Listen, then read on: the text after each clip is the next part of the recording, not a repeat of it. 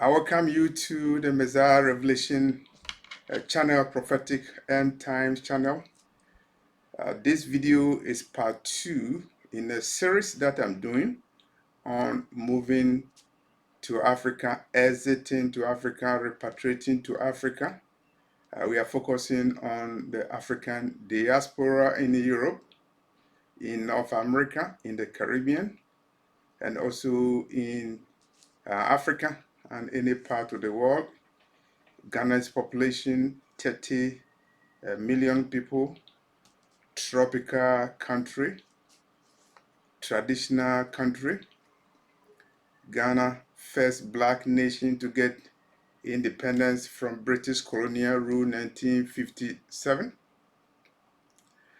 and the standard bearer for black Africa politically, culturally, and you can say spiritually. The first president of Ghana, Osajifo Dr. Kwame Nkrumah, was adjudged by the British Broadcasting Corporation to be Africa's man of the millennium. So if you are looking 1,000 years back, millennium, you will say that here is the man, here is the black man, and he is exceptional, he's unique. And so he would be considered by the British Broadcasting Corporation to be Africa's man of the millennium, not of the century, but of the millennium. And so Nkrumah was exceptionally unique, a visionary who said that the independence of Ghana will be meaningless unless it is connected with the total liberation of the African continent. He had a vision that Africa will become united economically and politically to become United States of Africa. And he did an analysis and concluded that the hydroelectric power potential on the river Congo in Congo will be sufficient to generate industrialization in the whole continent of Africa. And he invited black leaders to Africa, including the late W.E.B. Du Bois. Du Bois renounced his American citizenship and became a citizen of Ghana, advisor to Nkrumah, and Du Bois died in Ghana. So Ghana is the standard bearer among the African diaspora because of the role that Ghana played in Pan-Africanism and other issues related to people of African descent. In 2019, there was an event called the Year of Return, meaning a year that people of African descent can return to the motherland and be part of the motherland. So if you are willing to come to Ghana, then you should come. Many people came to Ghana in 2019, 400 years after the first African slave ship entered America in 1619. But before 2019, Ghana had a policy, the right of abode, recognizing the importance of the black diaspora, encouraging the black diaspora to come and reside in Ghana.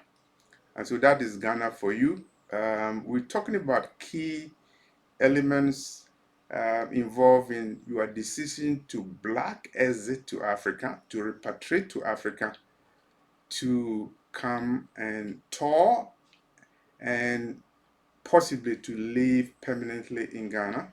Number one is peace and security, which is essential. Ghana is a peace-loving country and has been the exporter of peace in in Africa and also in the world. For those who are not aware, in 1960, Nigeria became independent in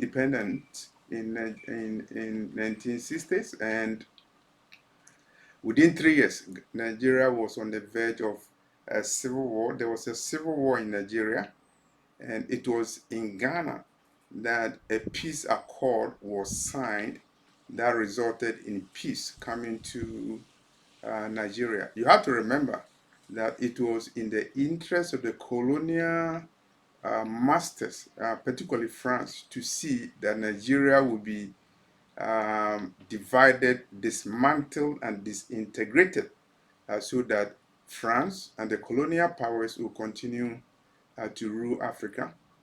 Nkrumah was a leading supporter of Patrice Lumumba, and Nkrumah was ready to send a contingent of Ghanaian army to Congo to protect Patrice Lumumba, who was assassinated by the Western powers, particularly with the help of the U.S. Central Intelligence Agency.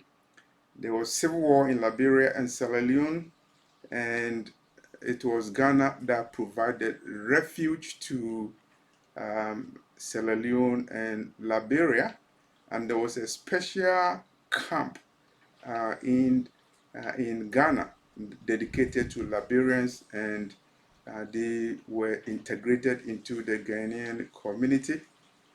Ghana was the Gold Coast because of gold deposit in Ghana.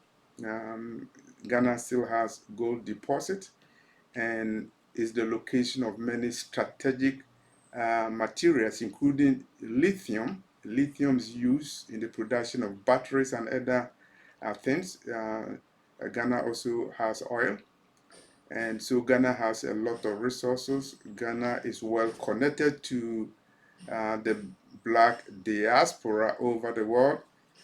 Ghana is the site of the first and the largest slave dungeon in Africa, built in Elmina by the Portuguese.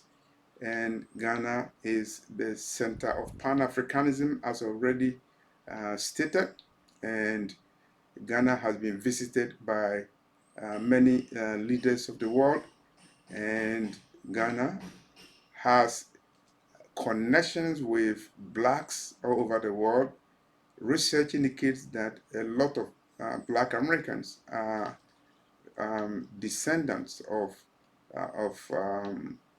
people who were taken from Ghana in captivity to North America. And there's a direct lineage between the Ashantis of Ghana and people in Jamaica, as you can see from the names of some cities and places in Jamaica that have Ghanaian African, Ghanaian Ashanti names, including a Champon town in Kingston, I believe. And a Champon is a Ghanaian name, a Champon, who was a military leader in Ghana. And so that is Ghana's role in Pan-Africanism and also in black diaspora affairs. Ghana has comparative advantages. I'll talk only about two. Hospitality.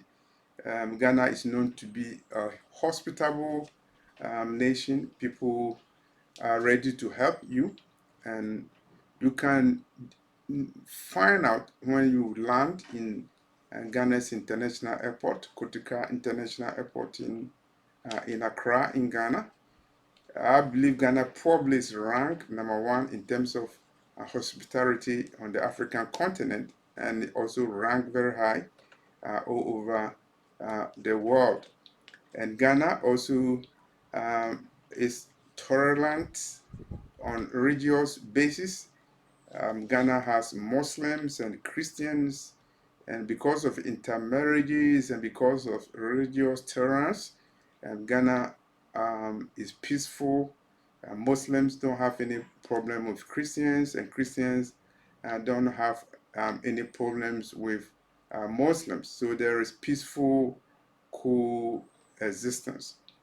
Let me focus about land, because land is very important, because if you are moving to Ghana, you will have access, you need to have access to land for your business, and also for building your home if you want to own your own home in Ghana. We have land problems in Ghana, and let me be frank with you. In parts of Accra, which is the capital of Ghana, some unscrupulous chiefs and land agents, they can sell a piece of land to three people at the same time, and so you have to fight in court to get title to the land. So I will caution people to be very careful when they are buying land in Ghana, particularly in Accra. It doesn't mean that every part of Ghana has problems with land. It is confined mostly to Accra, which is the capital of Ghana. And Ghana has 10 regions, and Greater Accra is one of the regions. So we have 10 regions, and the land issue is prevalent in the Accra region, where if you don't take care, somebody can dupe you or scam you when it comes to land issues. So you just have to be very careful. But you can still buy land in Ghana, which is free from any litigation, because you can research and be diligent to get a land that is not subject to any litigation. Business opportunities. Yes, business opportunities are here. Agriculture. You can engage in agriculture.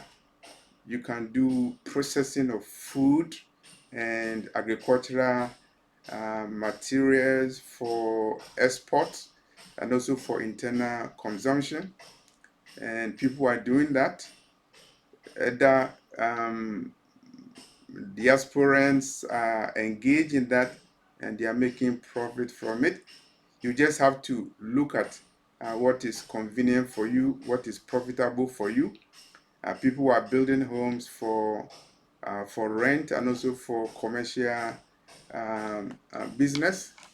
And let's look at rent for a minute.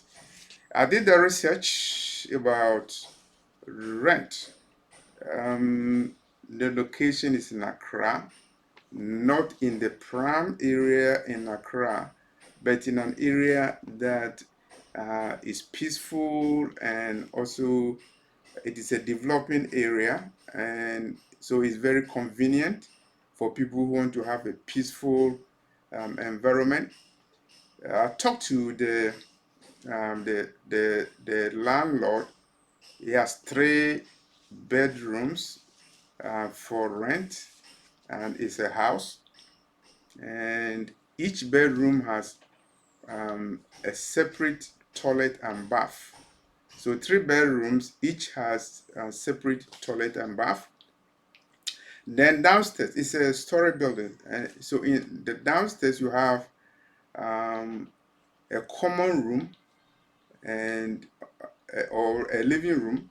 You also have a guest toilet and a storage room, and you also have a whole compound of the house to yourself. And so a family can rent it. What is the price of renting in Ghana? It depends upon where you are. It depends upon the facilities that are involved. And these rooms I'm talking about, the 3 bedroom house for rent, and the rental money is 3,000 Ghana cedis. The Ghana currency is called the cedi, CEDI. At the time of making this video, April 2025, one cedi rather $1, $1 USD is equivalent to 15 Ghana cedis.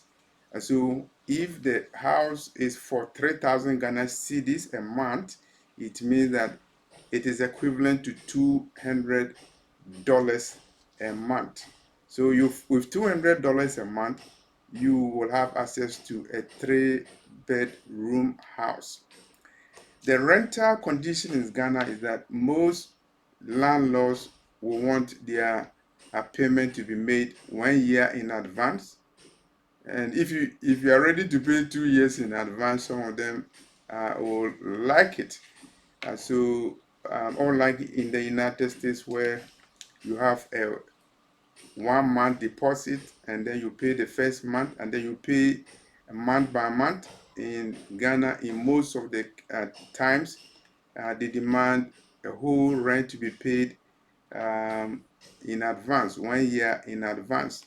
So we can do your calculation for the 3-bedroom apartment that costs $3,000 a month, or 3,000 cedis a month, or $200 a month, $200 a month, which is 3,000 Ghana cedis a month. The price of a house or the rent will depend upon the location.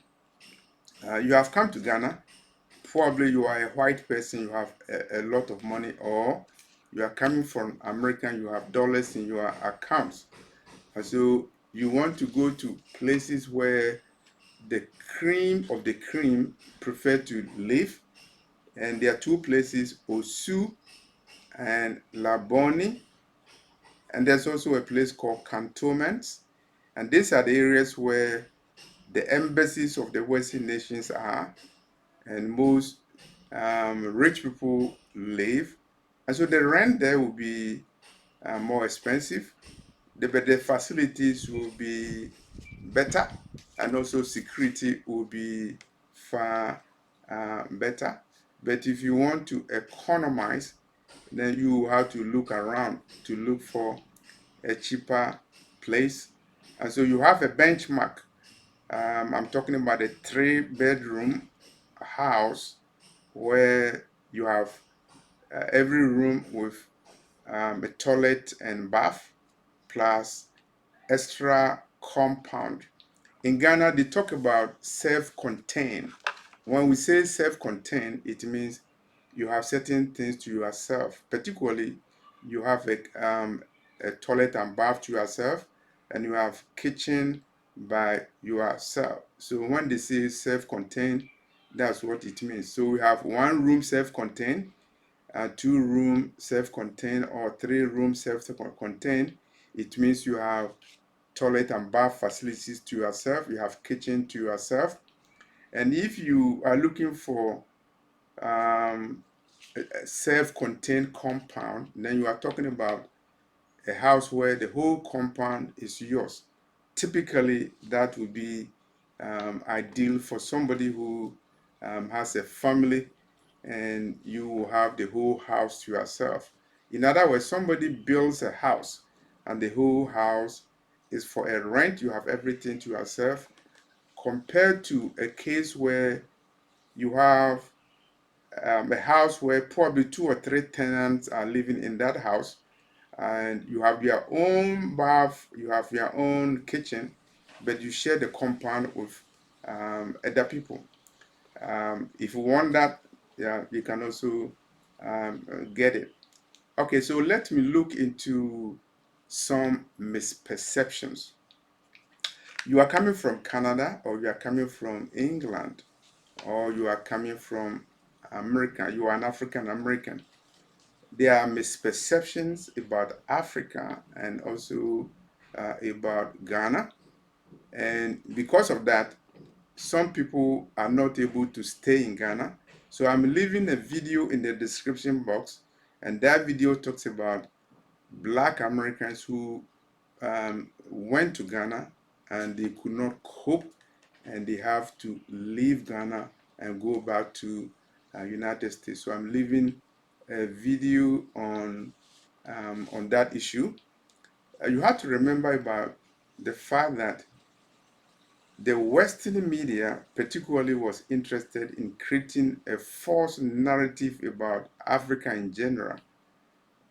And I think they did that to discourage African Americans from moving to Africa. And it was a psychological warfare.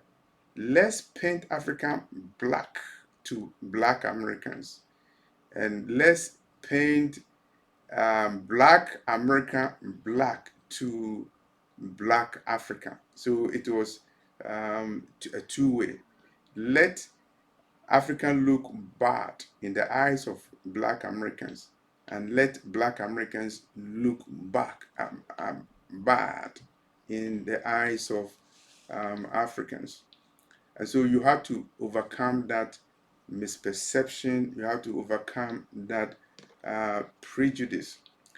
And so if you are in America, you have not set foot on Africa before, there are certain misperceptions. Or probably you are an American.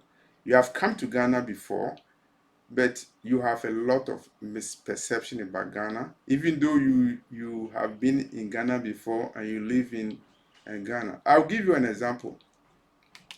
If you are an African, you go to the United States, there are a lot of misperception, particularly about Black Americans, because you do not know their history. You have not lived in a Black community before, and you have not read anything about Black history. And so you have misconception about Black Americans in the same way that a Black American will have misconception about Africa.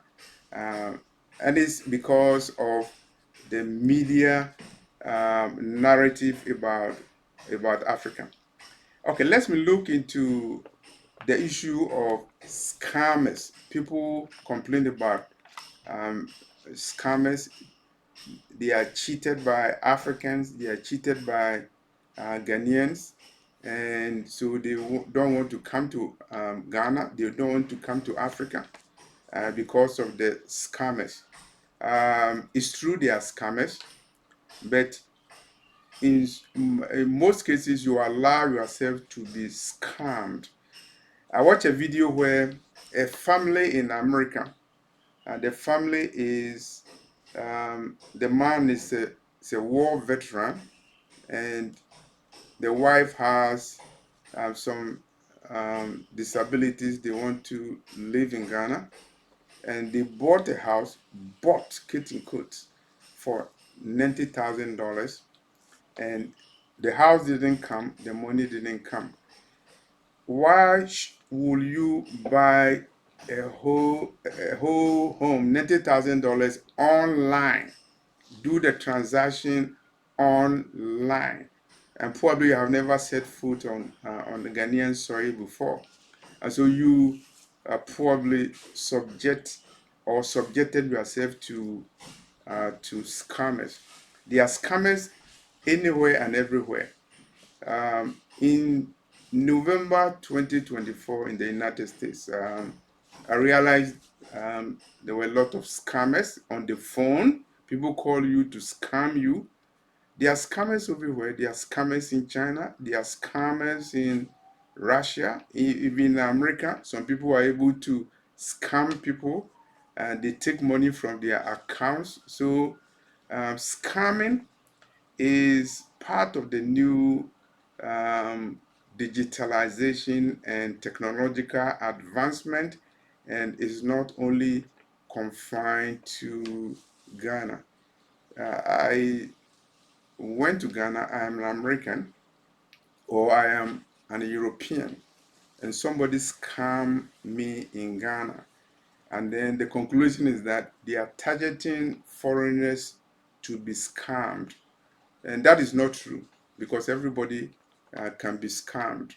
And so if you hear about scamming in Ghana or in Tanzania or in Nigeria, it doesn't mean that everybody is a scammer. It's just the unfortunate thing that you have to watch about it. People talk about corruption. They don't want to go to Africa because of corruption. The experience in Africa is very bad because of corruption, because they are not used to corruption in their home country. Um, there was a time that Minister Farrakhan, Louis Farrakhan, he visited Africa and he went to Nigeria. That was in the 1980s, 1990s, I believe. And he was being interviewed. And the person doing the interview said, Mr. Farrakhan, why will you go to Nigeria, which is a corrupt country? So Minister Farrakhan, he kept quiet and he said that he knows corruption very well and he knows a corrupt country because he lives in a corrupt country. And when I say a corrupt country, um, Minister Farrakhan was referring to United States. And so corruption is not prevalent in certain countries. Corruption is found in all countries in the world. It depends upon your definition of corruption. Um, I was driving in the United States. I will not mention the city. And I saw a lady, a white lady. And I knew the white lady, so I stopped to give her a ride. The white lady was somebody who was selling coffee um, in a convenience store, and I used to go there most um, mornings to buy coffee. So I knew her from the coffee shop. So when I saw her walking on the street, I gave her a ride. And when I gave her a ride, I saw that this white lady had syringe on her body, wounds on her body, and sores on her body, and she looked terrible. And I realized that she was walking on the street because she had become a prostitute.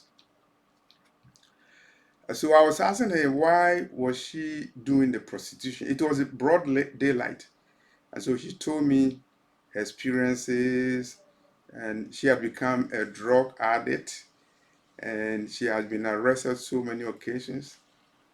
And the police will arrest her because she was soliciting on the street. But she gave me the scoop about law enforcement in America, because this lady confided to me that in some cases when the prostitutes, including herself, are arrested by the police, they put handcuff on them and then they take them to uncompleted, they take them to a place around, and then they have sex with them while they are under handcuff. A police officer having sex with a prostitute while the prostitute is under handcuff. And the prostitute cannot complain because, in the first place, she's engaged in illicit criminal activity.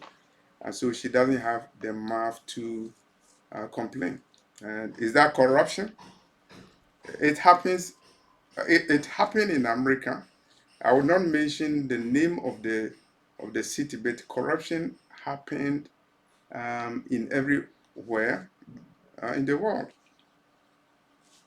And I also remember a case where a Ghanaian lady, a Ghanaian lady, entered the United States with a fraudulent document, was arrested at the airport, and put in immigration detention center in a state in the United States. And I will not mention the name of the state, but I'm aware of it because um, I was involved in her legal defense. And what I found out is that when she was in immigration detention, she and developed some problems. It's a female problem, bleeding. I think she has some gynecological issues. And so this lady was arrested at an airport and never had the opportunity to physically um, enter the country because she was put in a detention center and she was raped. She was raped by detention officers while she was in detention. She was bleeding and she was not allowed to enter the United States. She was deported back to Ghana. And there was a similar case where a Ghanaian woman detained in immigration cell was raped by immigration officer, and that immigration officer was a white person, and so the woman became pregnant, and that lady was secretly deported, pregnant, to Ghana. Is that corruption? Probably it's not corruption because when you are talking about corruption, it depends upon what you define as corruption. So let's talk about corruption in Ghana. Is there corruption in Ghana? Yes, it's just unfortunate because in Africa you have leaders who they are greedy and they don't have any conscience at all. They don't have any sense of um, nationalism at all, and they don't think about development of the country. And Ghana is one such country where um, leaders are corrupt, officials are corrupt. I'm not saying all officials are corrupt, but corruption is endemic in Ghana. And so, are you not going to Ghana because of corruption? Where the corruption I'm talking about is supported by people who benefit from that corruption, including foreigners who take advantage of the corruption to make money. So you see some foreigners, whether you are talking about Chinese, Indians, Americans, or Europeans, doing business in Ghana, but because of corruption, they are not paying taxes or they are avoiding taxes and they are not doing anything to help the development of the country. And the leaders of Ghana are colluding with them to engage in illegal activities, including illegally mining resources in Ghana and destroying the land in Ghana, destroying water bodies in Ghana. So if an American, a black American, comes to Ghana and see this corruption and talks about this corruption, is he or she doing the right thing? Yes, he's doing the right thing because it's good uh, to um, to blow the trumpet so that the unscrupulous, I would say, um, greedy leaders, probably they will change. And so there's corruption in Ghana, as we see corruption in other countries of the world. But it doesn't mean that because there's corruption in Ghana, you cannot live in Ghana. There are over 10,000 black Americans living in Ghana. And should they leave Ghana because there's corruption in Ghana? Should people leave America because there's racism in America?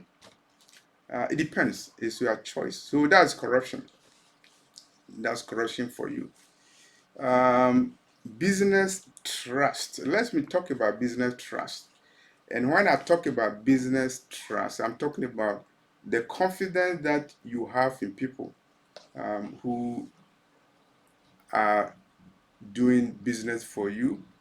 You have employed them to do business for you, or you are um, joining them to do business. You are doing joint venture. You are um, you have an agreement with them. It's a business agreement. And do you trust Ghanaians? And I would say don't trust anybody.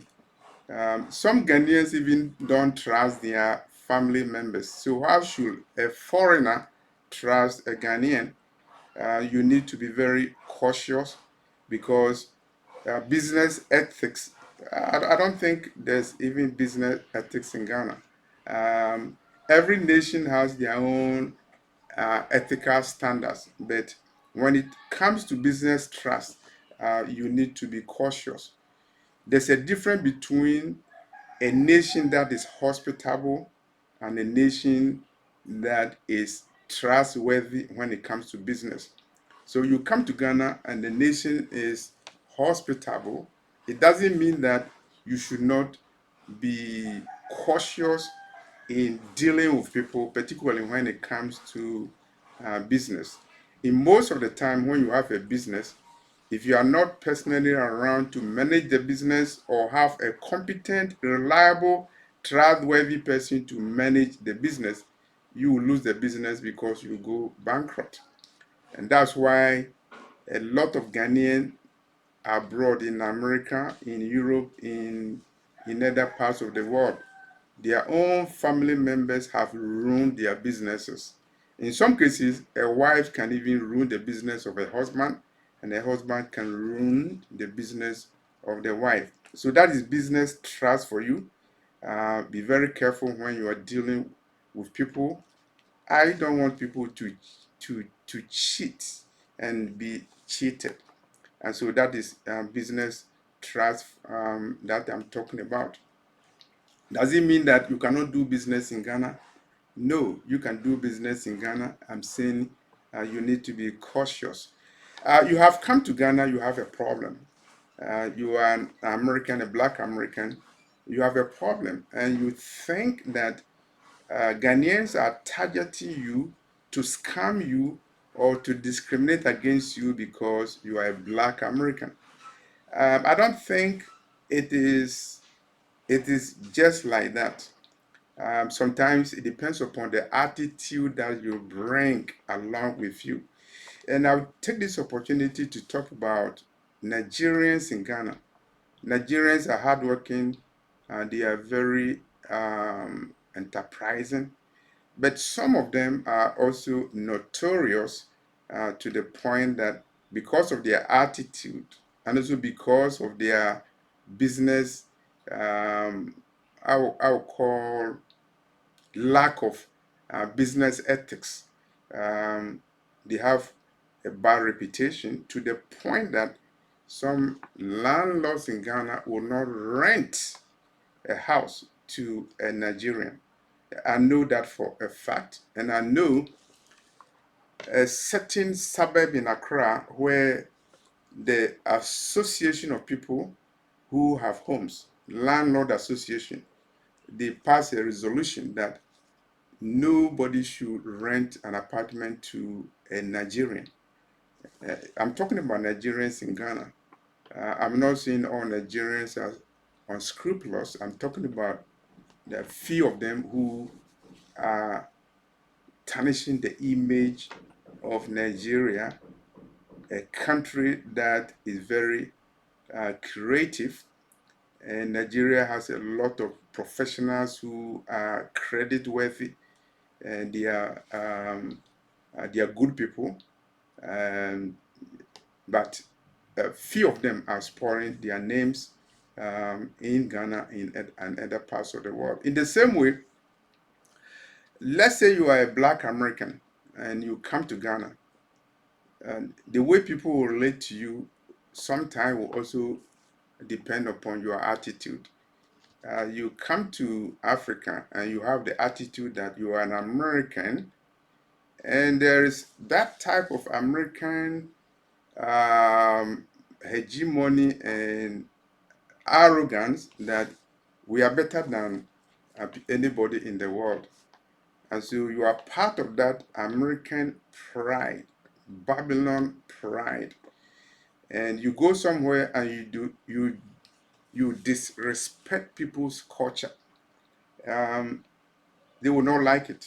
They will not like it because you think you are superior to them. And so it depends upon the attitude that you bring along when you give the impression that you are better than them, you are superior to them. Those people are native, uncivilized people living on dirt roads and sleeping with goats, and they are sleeping on trees. That's the perception you have, and you have a problem in Ghana. I'll give you a Ghanaian example. Let's assume a Ghanaian who left to Germany or America or Britain. He has been away for 5 years. He comes back to Ghana, and when he comes, normally what they do, some of them even change their accent. If it's in Britain, you want to speak with a British accent. If it's an American, you want to speak with American accent, and they want to wear clothing that will let everybody know that they came from America. I went to a funeral where somebody died. The person used to live in America and he died in Ghana. And at the funeral, his son brought American flag from America to cover the coffin because they called the man American man. You want to show to the world that yes, he's an American. He's a native Ghanaian. He has gone abroad for 2 3 years and he's behaving like European American. He's looking down on the culture of the native Ghanaians. He's speaking with a fake American accent, a fake British accent, and he will not even eat the local food, and he will sleep in a hotel all the time because he's no longer part of the Ghanaian culture. So I'm talking about inferiority complex, and that inferiority complex is associated with a mentality that I call colonial mentality. And so, even if you are a native Ghanaian and you have migrated from Europe and you are coming to live in Ghana, your attitude will make you uncomfortable in the Ghanaian community because you are bringing an attitude that is disrespectful to the native people. And so I'll caution people to be very careful and respect the culture. Um, Culture is relative. Unfortunately, because of colonial mentality, the white dominated, Western dominated world equates development and civilization with westernization. And so if your culture is westernized, then you are developed. If your culture is not westernized, if it is African tradition, then you are not developed. You are a pagan, you are uncivilized. And so for those who are going to move to Ghana, you have to remember that you need to be very careful the way you relate to the local people. Otherwise, you will not be happy. Western convenience. Western convenience, you can't get it in a non-Western society. In some cases, you can get it, but in some cases, you cannot. You don't just call Pizza Hut, they deliver the pizza in 30 minutes um, because that's not part of the culture. But of course, there are pockets of Western culture and Western convenience in Ghana. There are so many examples. You can go to the mall in Accra, in the major cities. You have ShopRite, you can have access to any food that is imported from Europe and from America. If you want to eat European food, you can get it. Of course, it means that you have money to buy. So there wouldn't be any problem getting access to European food when you are in Ghana. There's no problem having a car. You can bring your own car, but probably you can wait. You come to Ghana and you can buy a car from Ghana because um, there are car dealers in Ghana, individuals selling their cars, and they can take you to places, nice cars. And if you ask anybody who has come to Ghana, let them tell you about the type of cars that are driven on the streets in Accra. It's not like donkeys and horses and camels. These are cars that you can find in other parts of the United States. I'm leaving a video in the description box telling you about conditions in Ghana. And from that video, which is done by an American, black American, a husband and a wife, you will know the real conditions in Ghana. And so you see commentary by an African American, so they will not be biased. And I also leave a video um, commenting on why some black Americans were not able to cope when they moved to Ghana and they had to leave Ghana and go back to United States. So I'm leaving that in the description box. My last comment is about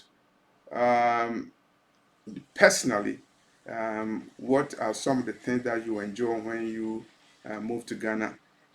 You enjoy the hospitality, you enjoy the peace, you enjoy the weather. If you like warm weather, you enjoy it. But if you like snow, you will not enjoy it because I don't think there will ever be snow anywhere in Ghana. Um, if it happens, it means the world is coming to an end. So you have to take that into consideration. So if you are building your house, the architecture should be different because you must build a house different from the houses in America and Europe because you need more air to circulate and you enjoy your house in Ghana and you get total emancipation, no racial profiling in Ghana, and no um, discrimination based upon the color of your skin. I was watching a video and a black American made a comment. He was asked a question, what is the best thing he likes in Ghana? And then he said that when he arrived in Ghana, for the first time in his life, he realized that um, people did not see the color of his skin as a hindrance because in Ghana he was able to fit in. It was an emotional response, and I would not forget that. I also remember a Ghanaian man who lives in America, and he brought his grandchildren to Ghana. The grandchildren were born in Ghana, and when they came, sorry, they were born in America, and the grandchildren were born in America. They had not come to Ghana before. He brought them to Ghana, and then when they slept in the night, they woke up. Um, they they asked their granddaddy, "We didn't hear gunshots." Because when they were living in America, they always heard gunshots in the night, probably because of the neighborhood where they were living, gunshots. And so they were surprised that there were no gunshots in Ghana. So it tells you the comparative advantage that Ghana has in terms of peace and security. The food and the environment is natural. You are close to nature. Black Americans in Ghana, they build houses in central region close to the beach so that they will have a beach front experience and they are able to relax and nobody will bought them their own and homes. They built homes, and those who are renting also enjoying their lives, peace and tranquility. Their blood pressure has gone down. They don't have to worry about paying credit card bills as they were in America. They don't have to worry about paying property tax. And let me tell you about property tax. There are so many houses in Ghana, a lot. They don't pay property tax. The reason why they don't pay property tax is that, unfortunately, there are no mechanism to collect the property tax. I'm telling you from experience. In America, if you have a property, you have to pay the mortgage. You also have to pay the property tax. In some cases, you also pay ground rent. And if you don't pay property tax, as you are aware, those who are in America, they are aware, they can foreclose on your house because you didn't pay property tax, and somebody will pay the property tax and own your home. In Ghana, it's not like that. You build your house, you build it on your own, and so you don't owe any mortgage on it, and you don't have to worry about ground rent, and the house is there for you. You can build a house and rent it out for people. And if you are building a house for commercial use, you know that you can charge your tenants rent. If it is for commercial purpose, sometimes they demand 5 years payment. And so the monthly payment multiplied multiplied multiplied by 12, multiplied by the number of years you give to them, if it is 5 years. And so if you have that amount of money, it's a lot of capital coming to you that you can invest in other ventures. Of course, the money that you get is easily transferable. So if you have an account in America, you can transfer it to your account in America, or you can open a dollar account in Ghana, and you can save your dollar in your dollar account, so you have access to your dollars all the time. I'm not sure if I've done a thorough analysis of moving to Ghana, but I would say that Ghana is a standard bearer in the black diaspora, the first black nation to get independence, and is very peaceful, is welcoming to black diaspora. And I would want to tell my fellow African Americans or black people that Ghana does not hate black Americans. Experience differs, but you can't do a general, you can't make a general statement that Africans don't like African Americans. Ghanaians don't like African Americans, so they should not come to Ghana. There are some videos that are made by some African Americans. They tell the truth sometimes when they talk about corruption. Yeah, it's true.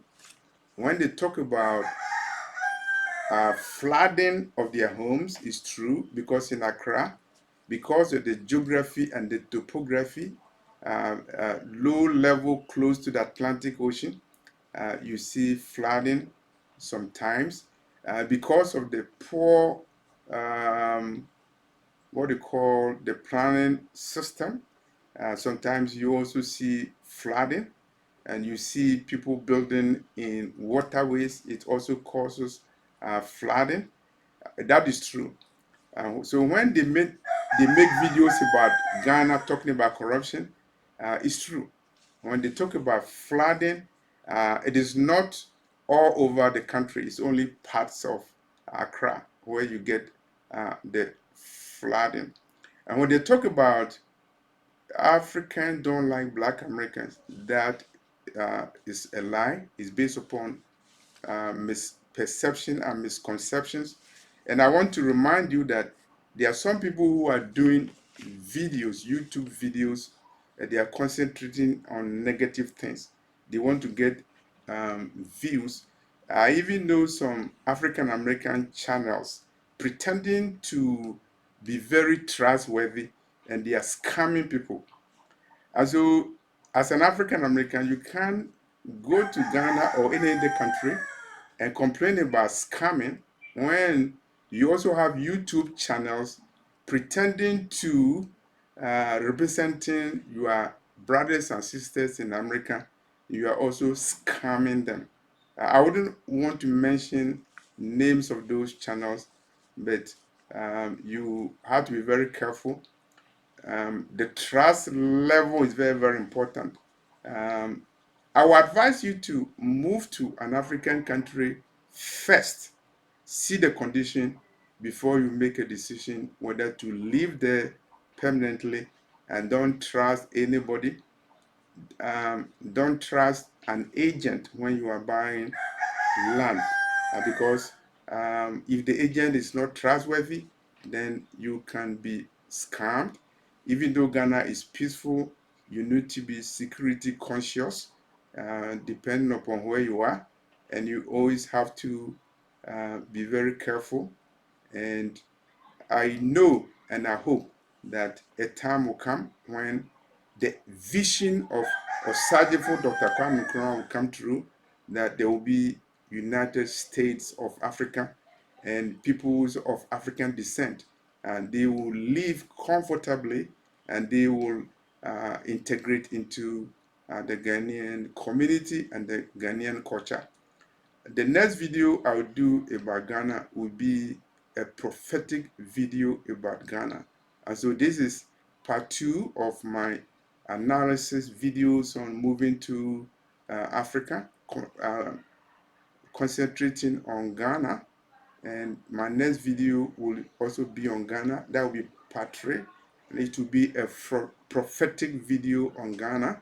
And from there, you can know why it is prophetically important to know about Ghana and Ghana's role in the end times, particularly relating to the Messiah, Yeshua, Jesus Christ, the regathering and the redemption of the black man all over the world. Ghana will be a gateway, and that will be the subject of the next video that I will do, focusing on the prophetic significance of Ghana, the first black nation to gain independence in 1957. Thank you, and watch the videos that I'm leaving in the description box. Thank you very much. And I take this opportunity to thank those of you who sent videos to me. Kamel PD, Yoli, your tag name, and Ayaha Coleman, your tag name, and all those who don't leave comments. You want to be anonymous, but I've tried to give an assessment about Ghana. I am from the Asante tribe in Ghana, and so my analysis probably will have been biased. And so if you think my analysis is biased, you can leave comments so that I can know where my analysis is biased. Probably okay, thank you very much. I hope that everything is fine. Thank you very much. This is Messiah Revelation Ministry.